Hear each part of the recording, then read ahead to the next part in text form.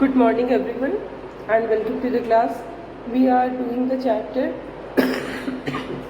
from trade to territory, and under this chapter we have seen that in the year 1600 the British Queen Elizabeth I gave permission to the British East India Company to trade with the eastern countries. It was only company, the East India Company was the only company which was given this permission by Queen Elizabeth. It means that the East India Company has the monopoly over trade with the eastern countries, and in these eastern countries India was one of the most important countries. Okay. So the East India Company was not there to face any kind of competition from the British companies, because no other British company was given this permission. The permission was given only to the British East India Company to trade with the eastern countries. So the British East India Company had monopoly. But here, one thing you must understand, that this monopoly was only in Britain. Any other British company was not given permission to trade with India. But other European countries, other companies which belong to other European countries were free to trade with India. And in this regard, we see that the companies from France, from Portugal, from Holland come to trade with India. ये तीन country, Britain के अलावे Holland, Portugal और France की company India आकर के trade करती है. तो इस तरह से चार देशों की कंपनी जो है वो इंडिया के साथ ट्रेड कर रही थी. Britain, France, Portugal and Holland, जिसके लोगों को हम डच कहते हैं. The Dutch people, the Portugal people, the French people and the British people. Okay. तो ये जो लोग ट्रेडिंग कर रहे थे, इनके बीच में काफ़ी कंपटीशन था. और चूँकि ये चार कंपनीज थी, चार कंट्री की चार कंपनीज थी जो कि यहाँ पर ट्रेड कर रही थी, तो इससे कंपनीज का लॉस हो रहा था. उनके बीच में कंपटीशन बहुत ज़्यादा था. They wanted to purchase the items from the Indian suppliers at lower rate. लेकिन अगर परचेज़र ज़्यादा होंगे तो ऑब्वियसली जो सामान बेचने वाला है उसकी कंडीशन स्ट्रांग हो गई, तो इंडियन जो सप्लायर थे उनकी कंडीशन अच्छी हो गई. तो इस कारण से इनके बीच में काफ़ी कंपटीशन था और ये एक दूसरे के साथ राइवलरी करते थे, एक दूसरे के शिप्स को डुबो देते थे, इस तरह से एक दूसरे को लॉस करवाते थे. तो आखिर में हम देखते हैं कि दो ही मेन पावर इंडिया में बचे, ब्रिटेन और फ्रांस. ब्रिटेन की कंपनी और फ्रांस की कंपनी. इसमें भी ब्रिटेन जो था उसका ही दबदबा इंडिया में रहा. और ब्रिटेन ने सबसे पहले जो ट्रेड स्टार्ट की वो बंगाल से स्टार्ट की. हमने देखा था कि how East India Company begins trade in Bengal. East India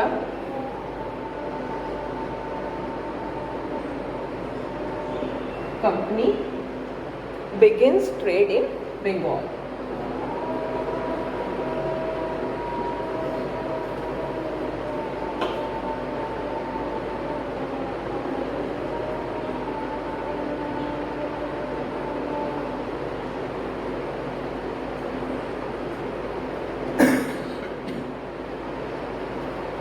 तो ये जो ईस्ट इंडिया कंपनी थी उसकी पहली जो फैक्ट्री, जैसा कि हमने इसको भी पिछली क्लास में डिस्कस किया था, 1651 में first British company was set up on the bank of river Hooghly. और कंपनी फैक्ट्री सेटअप की गई, वेयर हाउस बनाए गए जहाँ पर कि सामान को खरीद करके जमा करके स्टोर करके रखा जाता था, और फिर वहाँ से वेयर हाउस से उसको उनकी लोडिंग शिप में होती थी. ठीक है. फिर वेयर हाउस के अलावे क्या हुआ,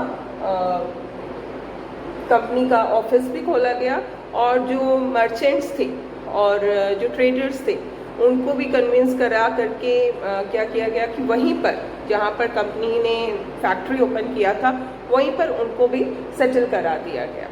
ठीक है, फैक्ट्री के आसपास में ही उनको सेटल करा दिया गया और इस तरह से एक उनका एक सेटलमेंट बन गया जहाँ पर कि एक फैक्ट्री है, वेयर हाउस है, कंपनी है, ट्रेडर्स और मर्चेंट्स की सेटलमेंट है। और उसके बाद 1696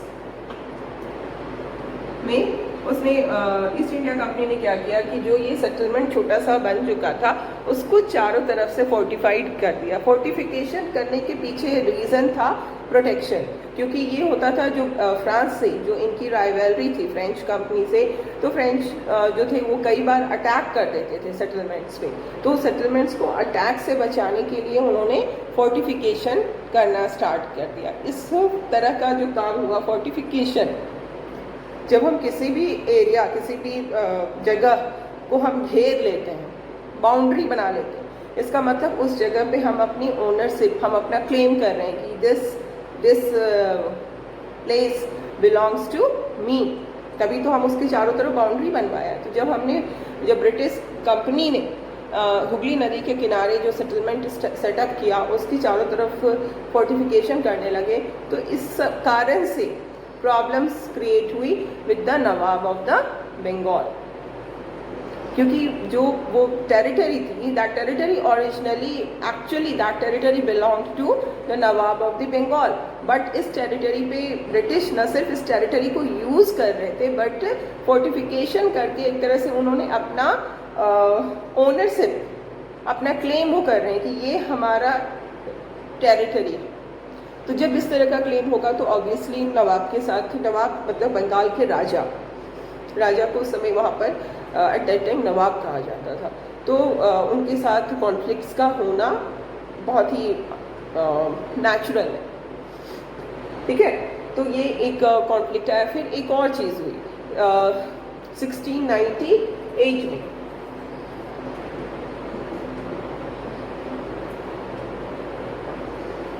क्या हुआ 1698 में ये हुआ कि जो कंपनी के ऑफिसर्स थे उन्होंने मुगल राजा, जो मुगल एम्परर था उस समय, औरंगजेब ही एम्परर था एट दैट टाइम, तो औरंगजेब के जो ऑफिसर्स थे उनको उन्होंने ब्राइब दिया। ब्राइब मतलब रिश्वत। जब हम किसी काम को करने के लिए गलत तरीके से पैसे दे करके किसी से कुछ काम करवाते हैं तो उसको हम ब्राइब कहते हैं, है ना।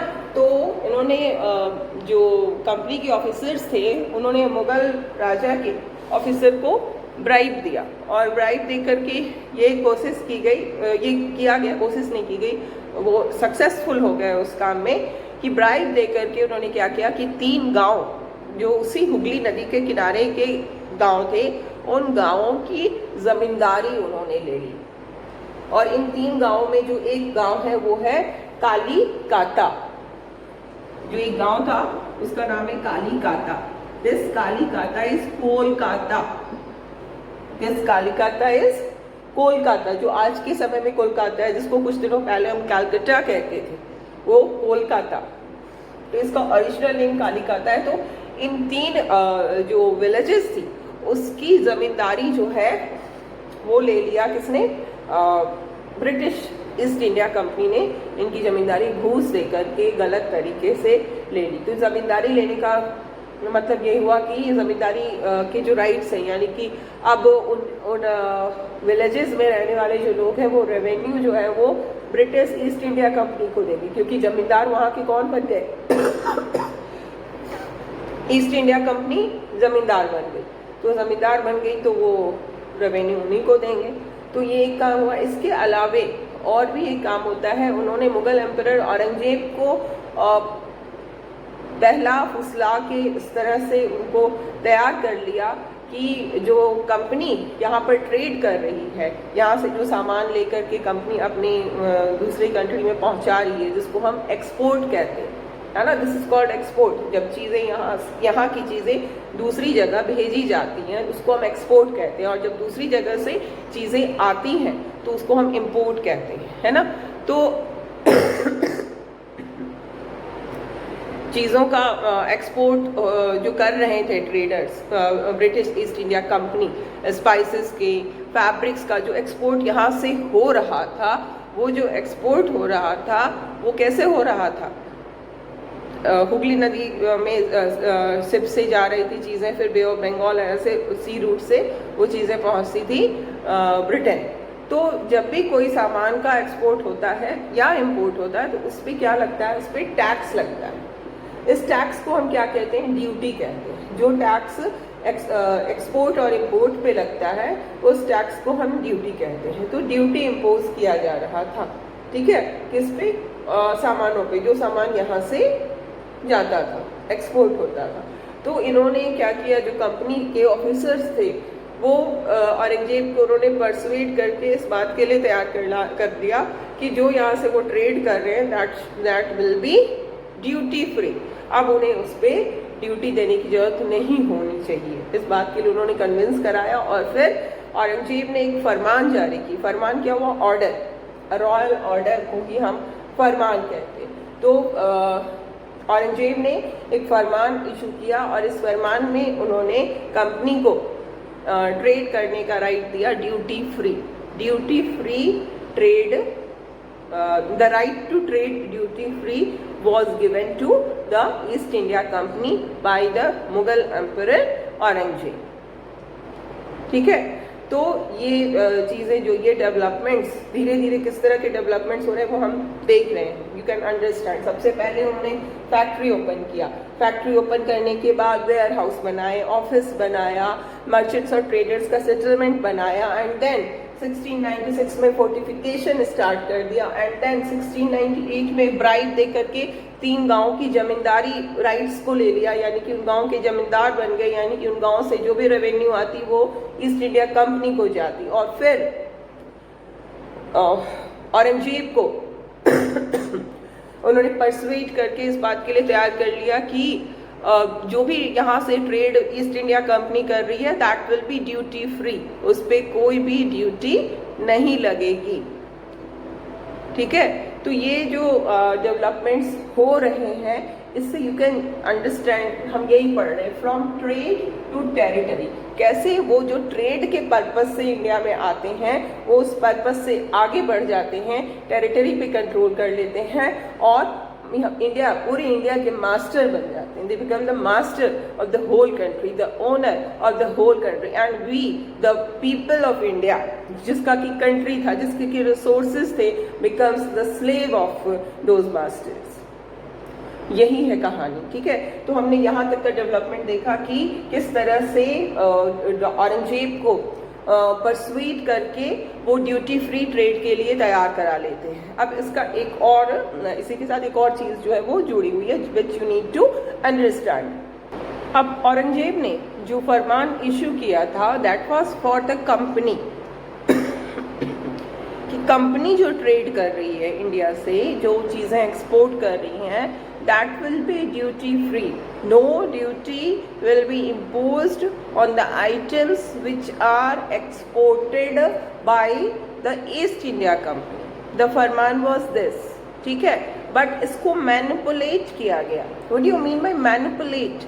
मैनिपुलेट मतलब चीज़ें जो जैसी हैं उसको उसमें फेर बदल करके उसको सामने रखना, जो चीज़ें जैसी है वैसी सामने न रख के उसमें कुछ चेंजेस कर देना फॉर सम, अपना फ़ायदे के लिए, ठीक है, अपने फ़ायदे के लिए कुछ उसमें चेंजेस जब हम लाते हैं उसी को हम मैनिपुलेट कहते हैं कि मैनिपुलेट कर दिया गया। तो ये जो फरमान था इनका, औरंगजेब का, इस फरमान को मैनिपुलेट कर दिया गया। और मैनिपुलेट करके क्या हुआ कि फरमान जो था वो था कि जो कंपनी जो ट्रेड करेगी that will be duty free.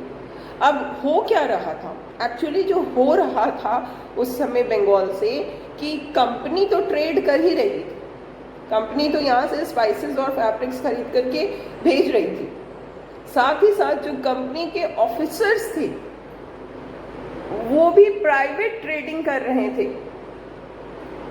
Private trading मतलब अपने लेवल पे, इंडिविजुअल लेवल पे। एक ट्रेडिंग तो कंपनी की तरफ से हो रही थी, दूसरी ट्रेडिंग जो हो रही थी वो कंपनी के जो ऑफिसर्स थे वो अपने इंडिविजुअल लेवल पे चीज़ों को एक्सपोर्ट कर रहे थे।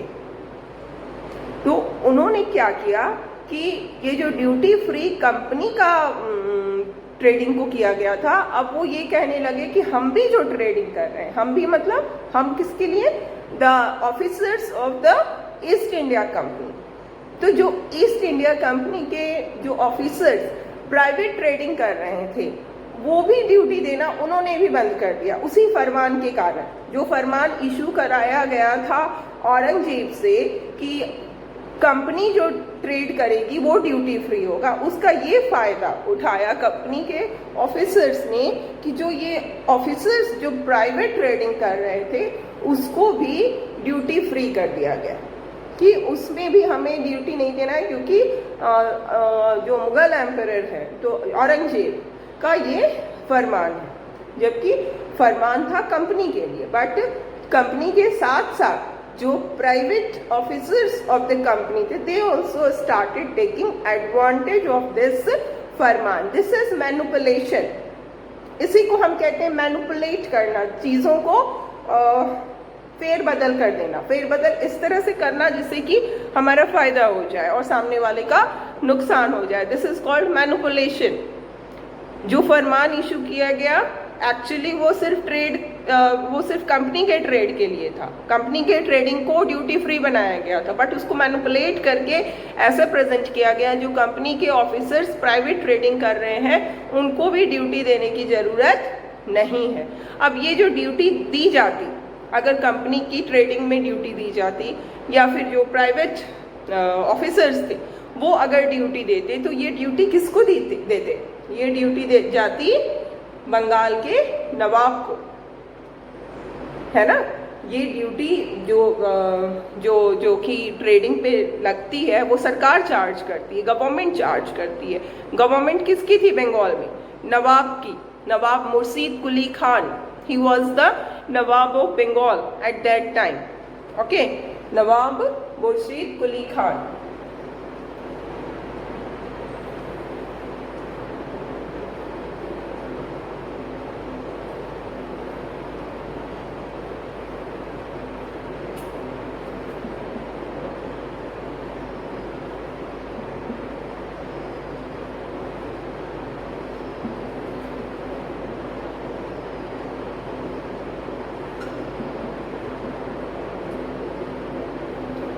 अब ये जो नवाब मुर्शीद कुली खान थे इनको लॉस होने लगा क्योंकि इनको ड्यूटी नहीं मिल रही थी। इतनी सारी चीज़ें ट्रेडिंग हो रही थी, इतने सामान इंडिया से जा रहे थे, लेकिन किसी पे भी कोई भी ड्यूटी इम्पोज नहीं किया जा रहा था क्योंकि वो फरमान जारी हो गया था। फरमान तो सिर्फ ट्रेडिंग जो कंपनी कर रही थी उसके लिए था, लेकिन जो कंपनी के ऑफिसर्स प्राइवेट ट्रेडिंग कर रहे थे उसमें भी उसको भी ड्यूटी फ्री कर दिया गया।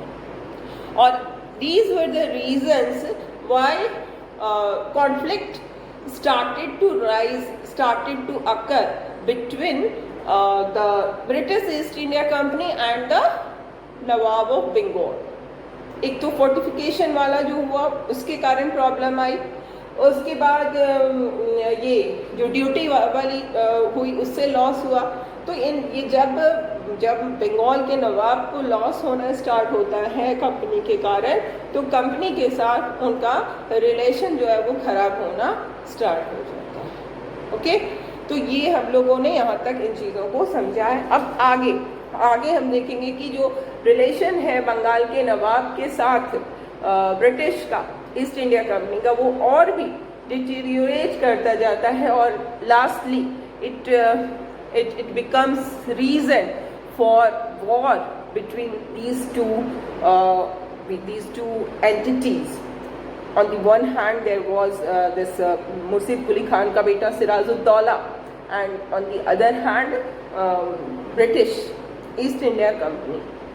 और इनके बीच जो वॉर हुआ उसको हम कहते हैं वॉर ऑफ प्लासी। अब हम लोग उसी की तरफ पढ़ रहे हैं। ठीक है, ये बहुत ही इम्पोर्टेंट है। आई टेल यू कि क्लास 8th की जो हिस्ट्री है that is the most interesting history. अभी तक आपने जितनी भी हिस्ट्री पढ़ी, जो भी क्लास 6 में 7 में पढ़ा, उन सब में अगर क्लास 8th की हिस्ट्री को हम देखें तो इससे इंटरेस्टिंग हिस्ट्री आपको नहीं मिलेगी। So it is my request, pay attention to your studies. आप अटेंशन पे करिए, इंटरेस्ट के साथ पढ़िए, बहुत सारी चीज़ें आप जानेंगे, बहुत सारी चीज़ें आप समझेंगे, आपका जो अंडरस्टैंडिंग का जो स्कोप है वो बढ़ेगा, आपकी मैच्योरिटी लेवल बढ़ेगी जितना ज़्यादा आप चीज़ों को समझेंगे, पढ़ेंगे, और ultimately it will help you to be a better human being. So just pay attention, okay.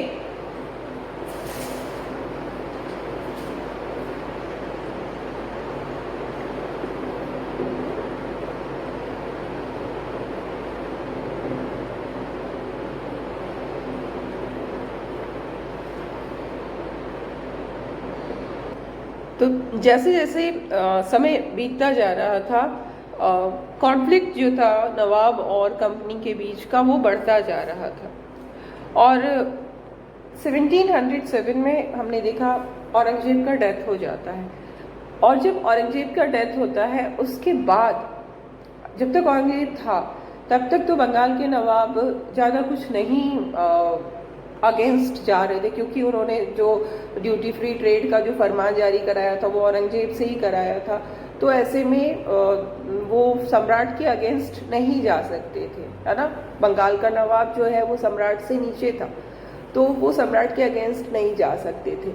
लेकिन अब जबकि औरंगजेब का डेथ हो जाता है 1707 में, तो उसके बाद हम क्या देखते हैं, जो बंगाल के नवाब हैं वो धीरे धीरे अपने पावर को एजर्ट करना स्टार्ट करते। पावर को एजर्ट करना मतलब कि वो ये दिखाना कि आई एम ऑल्सो पावरफुल, मेरे पास भी पावर है, ठीक है, ये वो दिखाना शुरू कर देते हैं। और जैसे कि हमने देखा कि मुर्शीद कुली खान जो थे, उनके बाद जो नवाब थे वो बन जाते हैं उनके बेटे अलीवर्दी खान।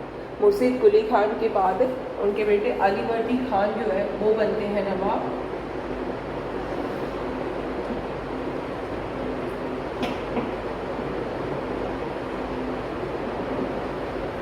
His son अलीवर्दी खान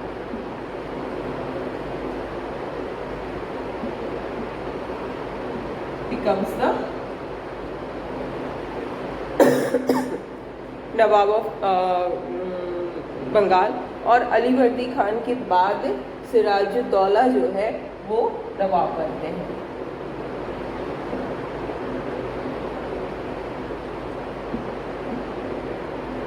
सिराजुद्दौला, ठीक है, नवाब सिराजुद्दौला जो है वो अलीवर्दी खान के बाद बनते हैं। और ये तीनों, मुर्शीद कुली खान हो, चाहे अलीवर्दी खान हो, चाहे सिराजुद्दौला हो, ये तीनों बहुत ही पावरफुल रूलर्स थे। ये ऐसे रूलर्स नहीं थे जो कि किसी के सब्जुगेशन में रह जाएं। सब्जुगेशन मतलब किसी और के डोमिनेशन में अपने आप को रख ले, ऐसे ये रूलर्स नहीं थे। दे वर द पावरफुल रूलर्स, ठीक है। और ये हम देखते हैं कि धीरे धीरे उन्होंने कंपनी को जो कंसेशंस दिए जा रहे थे वो देना बंद कर दिया, कि हम आपको किसी भी तरह की कोई भी कंसेशन, छूट, रियायत, डिस्काउंट नहीं देंगे। और इसके साथ ही साथ वो कंपनी से ट्रिब्यूट्स भी मांगने लगे। Tributes, you know what is tribute, tax and tribute, ये सारी चीज़ें आपने पीछे के क्लासेस में पढ़ा है। क्या होता है ट्रिब्यूट? जब हम विलिंगली किसी को कुछ गिफ्ट देते हैं तो उसी को ट्रिब्यूट कहते हैं। Gift, type of gift willingly ये होता है, ये कंपल्सरी कोई हमसे मांग नहीं सकता है tribute.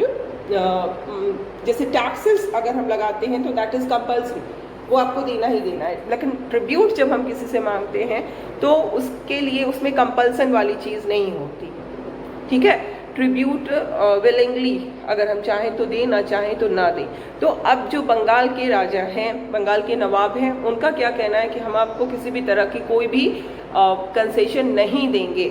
We are not here to give you any kind of concession, ठीक है। और दूसरी चीज़ जो इनका कहना था कि वो ट्रिब्यूट मांगने लगे कि आपको इंडिया आकर के इतना फ़ायदा हुआ, आप यहाँ से इतनी सारी चीज़ों को कम प्राइस पे ख़रीद करके फिर उसको यूरोपियन कंट्रीज़ में ले जा करके इतने हाई प्राइस में बेचते हैं, तो जो आपका इतना ज़्यादा प्रॉफिट हो रहा है वो हमारी कंट्री के कारण ही तो हो रहा है। तो आपको क्या देना होगा, हमें ट्रिब्यूट देना होगा, क्योंकि हमने आपको ये राइट दिया यहाँ पर ट्रेड करने का। अगर हम आपको ट्रेड करने का राइट नहीं देते तो आपको लॉस होता, जो प्रॉफिट हो रहा है वो प्रॉफिट नहीं होता। तो हमने आपको राइट टू ट्रेड दिया, इस राइट टू ट्रेड के बदले में आपको हमें ट्रिब्यूट देना होगा, ठीक है। तो इस तरह से ये चीज़ें जो हैं वो शुरू होती हैं। और फिर हम ये देखते हैं कि कंपनी बिल्कुल भी इनकी बातें मानने के लिए तैयार नहीं थी। इतना ही नहीं, इसी समय में जो कंपनी थी वो ये भी डिमांड करने लगी कि वो कॉइन्स को मिंट करना चाहती है, कॉइन्स बनाना, ठीक है। कॉइन बनाने के लिए भी उसने डिमांड रखा कंपनी ने, जिसको कि नवाब ने मानने से इनकार कर दिया। और फोर्टिफिकेशन जो कि उन्होंने, जैसे कि हमने बताया था कि जब उनके फैक्ट्री है, वेयर हाउस है, ऑफिस है, मर्चेंट्स और ट्रेडर्स के सेटलमेंट्स है, तो उसकी चारों तरफ वो फोर्टिफिकेशन उन्होंने करना शुरू किया था। और इस तरह से आगे भी कई सारे लोकेशंस पे उन्होंने फोर्टिफिकेशन किया। तो अब फोर्टिफिकेशन को भी इन्होंने मना कर दिया कि नहीं, आपको फोर्टिफिकेशन नहीं करना, ये हमारी टेरिटरी है, इस पे आप फोर्टिफिकेशन नहीं कर सकते हैं। तो इस तरह से these are the assertion of power by the Nawab of Bengal. ये बताना ब्रिटिश ईस्ट इंडिया कंपनी को कि हम नवाब हैं, यहाँ के राजा हम हैं, तो आपको जो भी काम करना है आपको हमसे परमिशन लेना होगा। अगर हम परमिशन देंगे तभी आप वो कर सकते हैं, otherwise you can not do that. आप फोर्टिफिकेशन नहीं कर सकते हैं। आपको जो भी कंसेशंस दिया जा रहा है वो कंसेशन, जो जैसे कि ट्रेड जो हो रहा था वो ड्यूटी फ्री वाला जो कंसेशन था वो कंसेशन इन्होंने बंद कर दिया। ये है, this is assertion of power, अपने आप को पावर, अपने पावर को जताना कि हम पावरफुल हैं, एजर्ट करना कि I am powerful, you are not powerful, हम नवाब हैं यहाँ के, हम पावरफुल हैं, ठीक है। तो इस तरह से चीज़ें जो हैं वो चेंज होने लगती हैं। और फोर्टिफिकेशन के लिए भी मना करती है। और इसके बाद नवाब की तरफ से ये भी कहा जाता है कि जो कंपनी है वो धोखेबाज है, डिसीव करती है। ये धोखा तो कर ही रही थी, क्योंकि हमने देखा जो फरमान ट्रेड के लिए, ड्यूटी फ्री ट्रेड के लिए जो फरमान जारी हुआ था वो कंपनी के लिए था, लेकिन वो प्राइवेट जो ऑफिसर्स थे वो भी उसको मिसयूज़ करना स्टार्ट कर दी। तो इस तरह से इन्होंने नवाब ऑफ बंगाल जो थे वो ये अक्यूज़ करना स्टार्ट करते हैं कि कंपनी डिसीव करती है, धोखा देती है ना। और कंपनी के कारण बंगाल की गवर्नमेंट को बहुत ज़्यादा लॉस ऑफ रेवेन्यू हो रहा है, जो ये ड्यूटी नहीं दे रही है, इसके कारण बहुत ज़्यादा लॉस हो रहा है ना। और नवाब की अथॉरिटी को ये अंडरमाइन कर रही है, नवाब की बातों को वो नहीं मान रहे हैं। नवाब जो भी बात कह रहे हैं, जो भी फरमान नवाब की तरफ से जारी की जा रही है उसको वो नहीं मान रहे हैं, तो नवाब की अथॉरिटी को वो एक्सेप्ट नहीं कर रहे हैं, ठीक है। तो इस तरह से चीज़ें हो रही थी। ये अपने पावर को एजर्ट कर रहे थे, लेकिन वो जो ईस्ट इंडिया कंपनी थी वो इनकी बातें मानने के लिए बिल्कुल भी तैयार नहीं थी। कंपनी ने रिफ्यूज़ कर दिया कि वो ट्रिब्यूट नहीं देंगे। और इसके अलावा उन्होंने बहुत ही डिसरिस्पेक्टफुल लेटर्स लिखे नवाब को, बहुत ही उनकी बेइज्जती करते हुए चिट्ठी में इस तरह का लिखा, है ना। और उसको नवाब को ह्यूमिलिएट किया कि मतलब नवाब के पास जैसे कोई पावर ही ना हो, ईस्ट इंडिया कंपनी ही रियल पावर फुल है। और नवाब के पास कोई पावर ना हो, इस तरह के सिचुएशंस जो हैं वो क्रिएट हो गए थे नवाब के बंगाल के नवाब और ईस्ट इंडिया कंपनी के बीच। और इन्हीं में हम आगे देखते हैं कि किस तरह से ये जो सिचुएशन है वो और भी ख़राब होती जाती है और आगे क्या कुछ होता है, हम इन सब चीज़ों को नेक्स्ट क्लास में डिस्कस करेंगे। So in the next class we will discuss about the war of Plassey, war of Buxar, and how the British became the Nawab of the Bengal.